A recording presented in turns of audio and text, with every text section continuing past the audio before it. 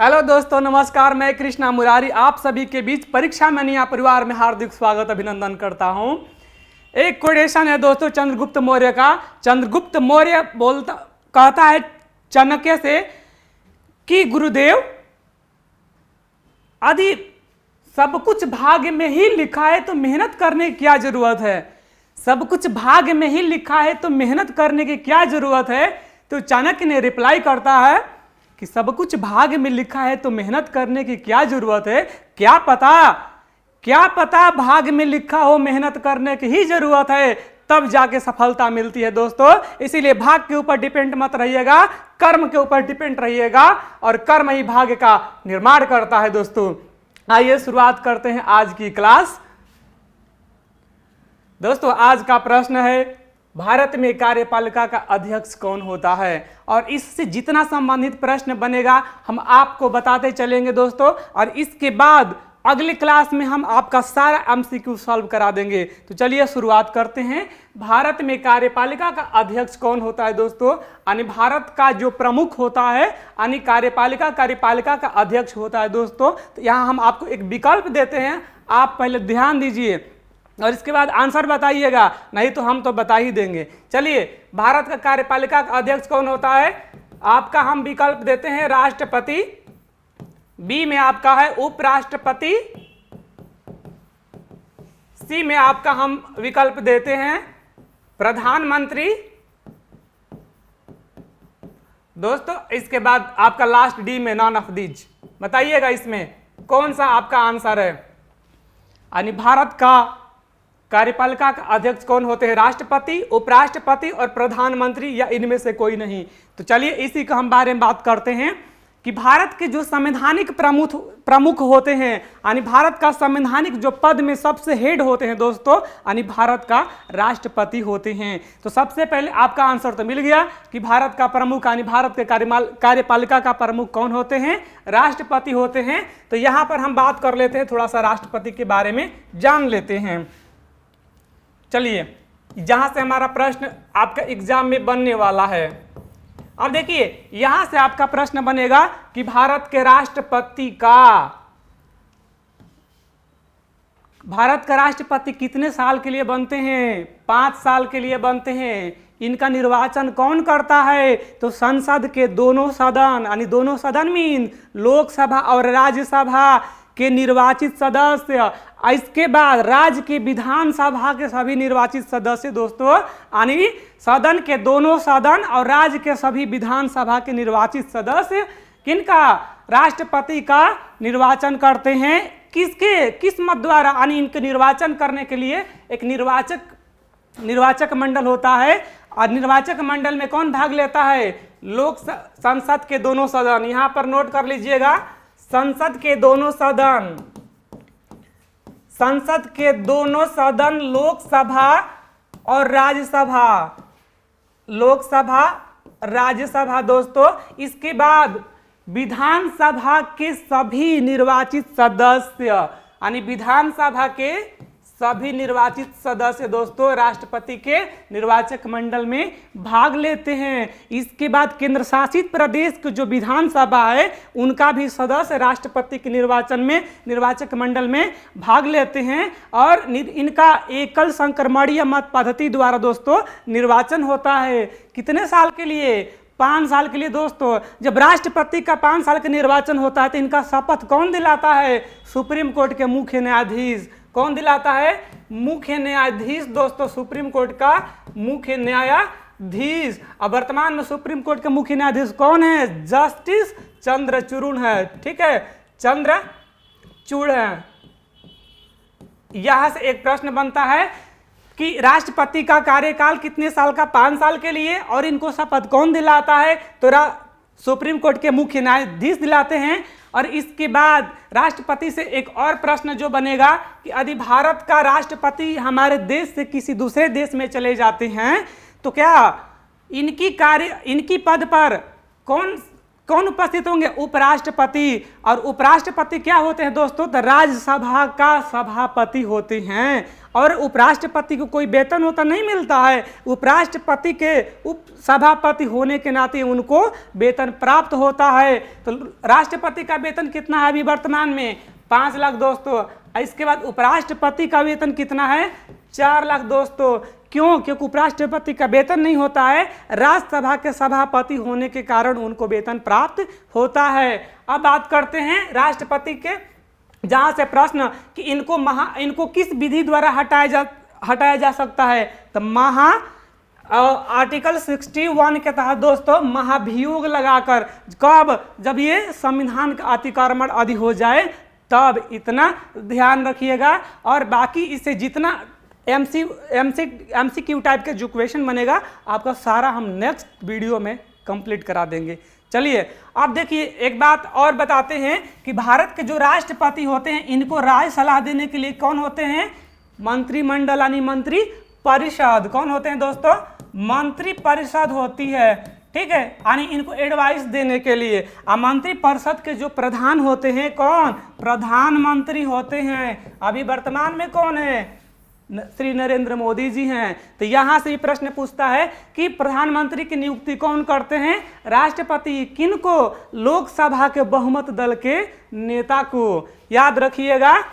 इसके बाद मंत्रिपरिषद में कौन कौन शामिल होते हैं इसको याद रखिए। यहाँ कभी कभी क्वेश्चन पूछ देता है कि मंत्रिमंडल में कौन कौन शामिल होते हैं।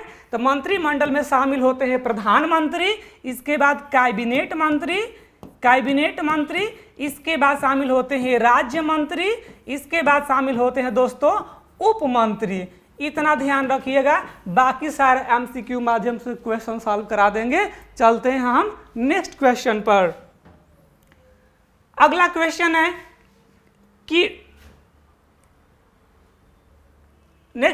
है कि भगवान बुद्ध को ज्ञान की प्राप्ति कहाँ हुई? देखिए यहां से कम एक प्रश्न तो एग्जाम में फिक्स है कि आता ही आता है, चाहे गौतम बुद्ध हो या फिर जैन हो महावीर के, तो यहाँ से एक प्रश्न पूछ ही देता है। तो आइए एक प्रश्न यहाँ से हम निकाल लेते हैं जो आपके एग्जाम में बनने वाला है।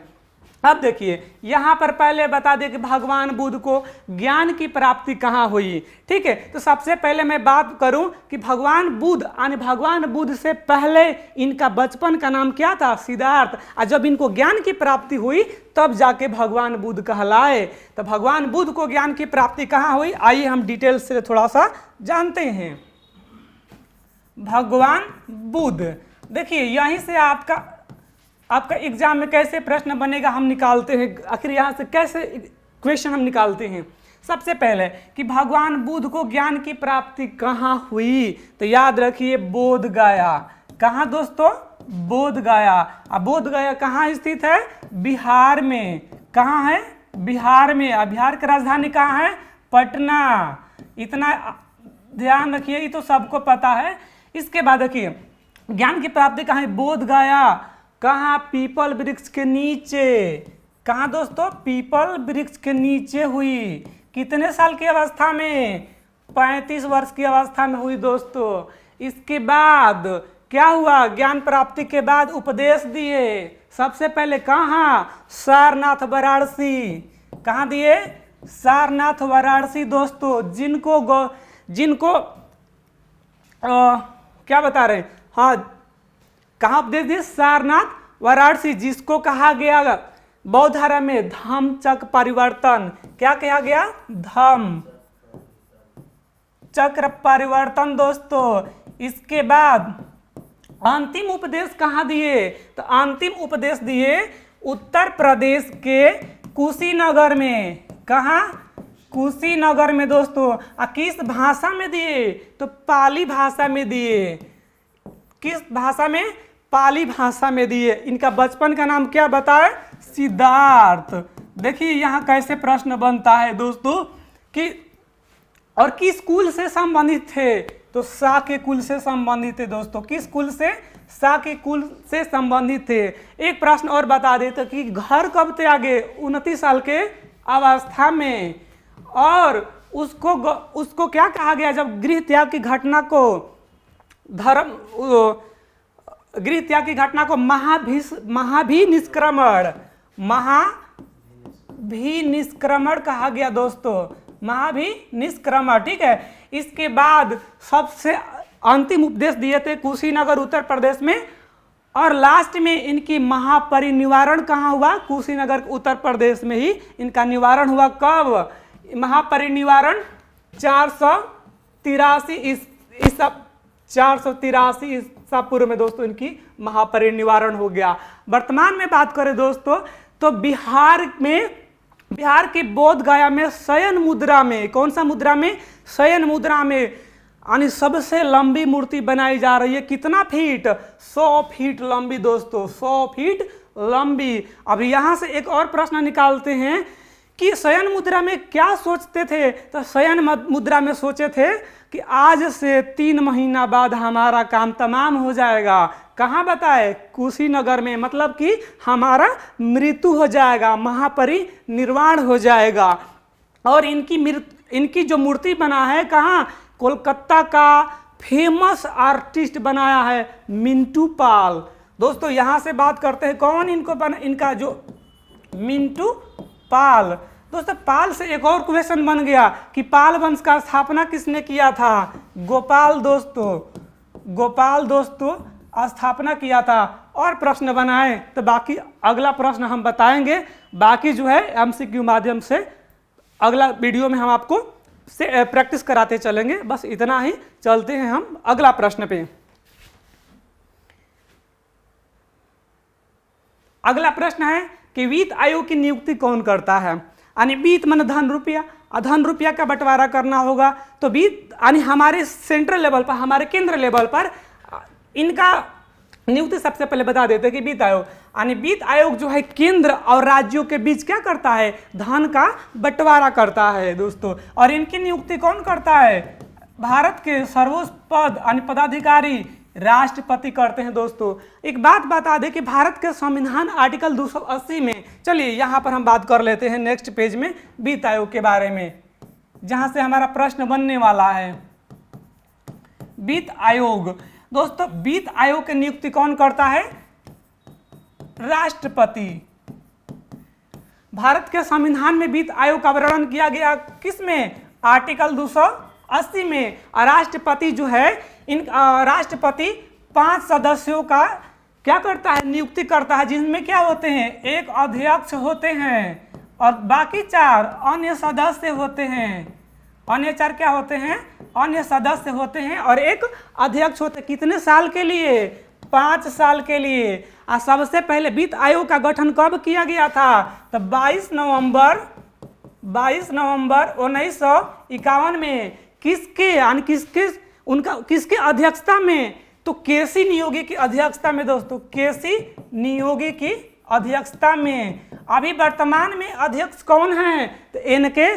सिंह है। कौन है? एन.के. सिंह है दोस्तों, एन.के. सिंह, ठीक है। इतना सारा प्रश्न आपका बन गया कि वित्त आयोग का नियुक्ति राष्ट्रपति करता है, कितने साल के लिए करता है? 5 साल के लिए करता है। किस अनुच्छेद में वर्णन किया गया है? तो अनुच्छेद 280 में वर्णन किया गया है। और किस अनुच्छेद के तहत वित्त आयोग का अध्यक्ष की नियुक्ति होती है? तो 281 के तहत, 281 आर्टिकल 281 के तहत होती है, जिसमें कितने सदस्य होते हैं? 5 सदस्य होते हैं, जिसमें एक अध्यक्ष होता है और 4 अन्य सदस्य होता है। और इसका पहला बार गठन कब किए? 22 नवंबर 1951 में। किसकी अध्यक्षता में? केसी नियोगी की अध्यक्षता में। इतना तो समझ में आ गया होगा। चलते हैं हम अगला प्रश्न पर। अगला प्रश्न क्या था? हाँ, अगला प्रश्न है कि विश्व में सबसे बड़ी भगवान शिव की प्रतिमा कहाँ बनी है?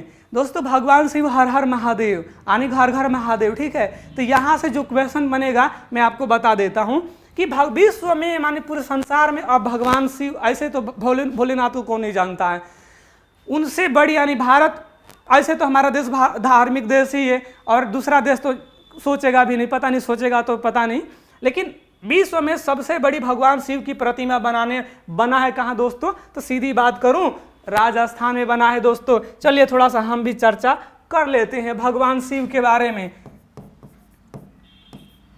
भगवान शिव की बड़ी प्रतिमा यानी विश्व में सबसे ऊंची प्रतिमा कहाँ बना है? तो राजस्थान में। कहाँ? राजस्थान कि किस जिला में बना है, तो राजसांभर जिला में बना है दोस्तों। राजसांभर जिला के कौन सा शहर में? नाथद्वार शहर में दोस्तों, नाथद्वार शहर में बना है। और इनका उद्घाटन किसके द्वारा किया गया दोस्तों? तो राजस्थान के चीफ मिनिस्टर कौन? अशोक गहलोत। कौन है दोस्तों? अशोक गहलोत। अशोक, एक मिनट, अशोक गहलोत दोस्तों किसके साथ मिलकर उद्घाटन किए? कथावाचक मुरारी बापू के साथ मिलकर किए। मुरारी बापू के साथ मिलकर किए। और भगवान शिव की जो प्रतिमा, इनका नामकरण क्या दिया गया है दोस्तों? विश्वास स्वरूपम। ध्यान रखिएगा, विश्वास स्वरूपम, विश्वास स्वरूपम। दोस्तों इतना जो है यानी भगवान शिव के बारे में, यानी भगवान शिव के सबसे ऊंची प्रतिमा, कितना फीट, कितना इनका फीट बनाया गया? 369 यानी 359 फीट दोस्तों विश्व की सबसे प्रतिमा बना है राजस्थान में। राजस्थान के राजसांभर डिस्ट्रिक्ट के नाथद्वार शहर में बना है। किसके? जिसका उद्घाटन राजस्थान के कौन? अशोक गहलोत और मुरारी बापू, कथावाचक मुरारी बापू ने इनका उद्घाटन किया, जिसका नाम है दोस्तों विश्वास स्वरूपम। इतना याद रखिएगा। एक प्रश्न यदि राजस्थान के बारे में थोड़ा सा हम बात कर लें, चलते हैं थोड़ा राजस्थान के बारे में बात ही कर लेते हैं। राजस्थान देखिए, अब राजस्थान का वर्तमान में राज्यपाल कौन है? कलराज मिश्र। यह भी प्रश्न पूछा जा सकता है दोस्तों। कलराज मिश्र हैं। दिक्कत होगा तो कमेंट में आप लोग बताइए कहाँ दिक्कत हो रहा है या समझ में नहीं आ रहा है, ठीक है। यानी अभी राजस्थान का राज्यपाल कौन है? कलराज मिश्र। और एक बात करें कि सबसे जैसे अभी बाघ या सरिस्का बाघ अभ्यारण्य कहाँ स्थित है? सरिस्का, याद रखिएगा। सबसे पहले ये पशु विहार था, अब इसको बाघ अभ्यारण्य बना दिया गया है। सरिस्का बाघ अभ्यारण्य कहाँ स्थित है? राजस्थान में। और सबसे फेमस पता ही अजमेर का मेला, ठीक है। तो अजमेर का भी पूछ देता है कि अजमेर का मेला कहाँ आयोजित होता है, तो कहाँ स्थित है? राजस्थान में। हवा महल दोस्तों याद रखिए, हवा महल कहाँ है? राजस्थान में। इसके बाद पिंक सिटी के नाम से जाना जाता है, गुलाबी शहर, कहाँ? जयपुर को दोस्तों। यानी राजस्थान की राजधानी कहाँ है? जयपुर दोस्तों। और बात करें एक और फेमस बात, तो खेतड़ी प्रसिद्ध है तांबा के लिए। किस लिए प्रसिद्ध है? तांबा के लिए दोस्तों। बाकी हम MCQ जब सॉल्व कराएंगे ना, सारा क्वेश्चन क्लियर हो जाएगा। चलते हैं हम अगला प्रश्न पे। नेक्स्ट प्रश्न है, गरुड़ सेवन द्वितीयाभ्यास यानी किन दो देशों के बीच आयोजित किया गया? यानी गरुड़, यहाँ से एक प्रश्न आपको पूछा जा सकता है, चाहे CPO में, चाहे CGL में, या SSC आपका हाल ही में GD में, एक प्रश्न तो बन ही जाएगा। देखिए कैसे बनेगा, आइए हम यहाँ से प्रश्न बनाते हैं। गरुड़ सेवन युद्ध अभ्यास किन दो देशों के बीच हुई? तो सबसे पहले भारत की वायुसेना यानी इंडियन एयरफोर्स और फ्रांसीसी वायुसेना, फ्रांसीसी एयरफोर्स, और इसके साथ कौन शामिल हुआ? स्पेस बल, अंतरिक्ष बल यानी स्पेस बल। तीनों मिलकर कहाँ? इसका दो देशों के बीच यानी भारत और फ्रांस स्पेस अंतरिक्ष बल इसमें से भाग लिए, जो राजस्थान में आयोजित हुआ दोस्तों। राजस्थान में आयोजित हुआ है, ठीक है। राजस्थान के, चलिए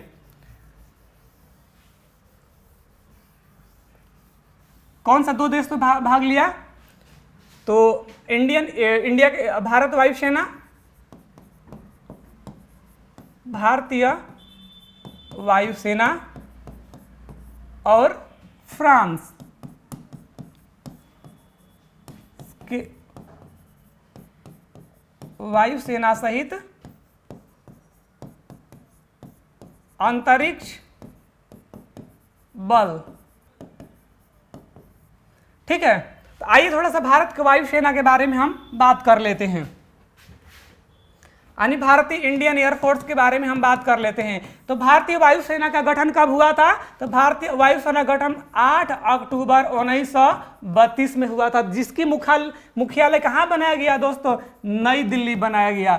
जिसका मुख्यालय कहाँ बनाया गया? नई दिल्ली। दोस्तों वर्तमान में वायुसेना प्रमुख कौन है? विवेक राम चौधरी। कौन है दोस्तों?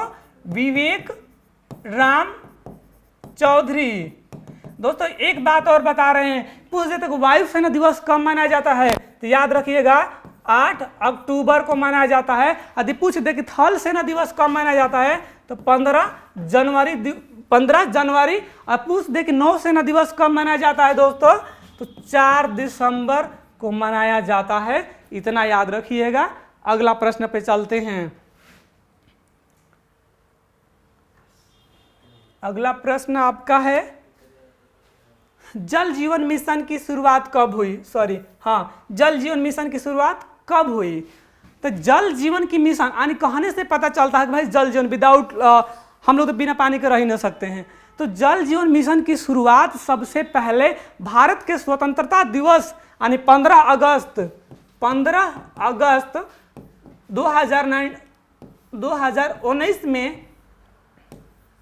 2019 में भारत के प्रधानमंत्री द्वारा शुरुआत किया गया दोस्तों, जिसका उद्देश्य क्या है कि भारत के सभी राज्यों में स्वच्छ जल सुविधा उपलब्ध करा दिया जाए। कब तक? 2024 तक। ये भी प्रश्न पूछ सकता है। आप स्टार लगा लीजिएगा इस पे कि जल जीवन मिशन की शुरुआत कब हुई? 15 अगस्त 2019 में। और इसकी शुरुआत किसने किया? भारत के प्रधानमंत्री नरेंद्र मोदी। और इसका लक्ष्य क्या है? इसका लक्ष्य है कि भारत के सभी राज्यों में स्वच्छ जल की सुविधा उपलब्ध करा दिया जाए। कब तक? 2024 तक। और वर्तमान में 100%, क्या बोले? 100% जल सुविधा उपलब्ध कराने वाला राज्य कौन सा बन गया है? गुजरात बन गया है दोस्तों। कौन सा? गुजरात बन गया है। और गुजरात का राजधानी कहाँ है? गांधीनगर। ये भी एग्जाम में पूछ देता है, कभी नहीं। एक राज्यपाल से एकदम एक क्वेश्चन फिक्स रहेगा, गांधीनगर। अब वर्तमान में वहां का राज्यपाल कौन है? आचार्य देवव्रत। कौन है? आचार्य देवव्रत वहां का भी क्या है? राज्यपाल हैं। अब मुख्यमंत्री कौन है? भूपेंद्र पटेल। कौन है दोस्तों? गुजरात का भी भूपेंद्र पटेल।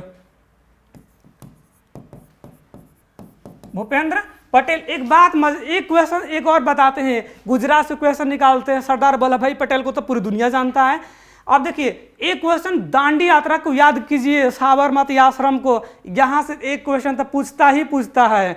अब देखिए चलिए थोड़ा सा दांडी यात्रा हम भी दर्शन कर लेते हैं। आप लोग को ऐसे हम भी भारत दर्शन करवाएंगे, टेंशन मत लीजिए। सबसे पहले आपका लक्ष्य होना चाहिए। लक्ष्य क्या है? आपको जीडी का एग्जाम निकालना है, ध्यान रखिएगा। सबसे पहले जब आपका सिलेक्शन हो जाएगा ना, फिर हम लोग को भी भारत दर्शन करवा दीजिएगा। हम तो आपके लिए हैं ही, क्योंकि आपका सिलेक्शन होगा तभी ना हमको दर्शन करवाइएगा। चलिए, तो गुजरात के बारे में जस्ट हम दांडी मार्च की शुरुआत कब हुई थी? दांडी मार्च की शुरुआत हुई दोस्तों 12 मार्च। कब? 12 मार्च 1930 में हुआ था ना। इसका शुरुआत किसने किया? गांधी जी। कौन? महात्मा गांधी जी किए थे। और कितने व्यक्ति को लेकर गए? 79 लोगों को लेकर गए दोस्तों। कहाँ से शुरुआत किए थे? तो साबरमती आश्रम से दोस्तों स्टार्ट किए थे। और जब 79 व्यक्ति को लेकर गए, कितना दूर लेकर चले गए? 322 किलोमीटर दूर लेकर चले गए दोस्तों। कितना दिन लग गया? 24 दिन लग गया। और पहुंचे कब? 6 अप्रैल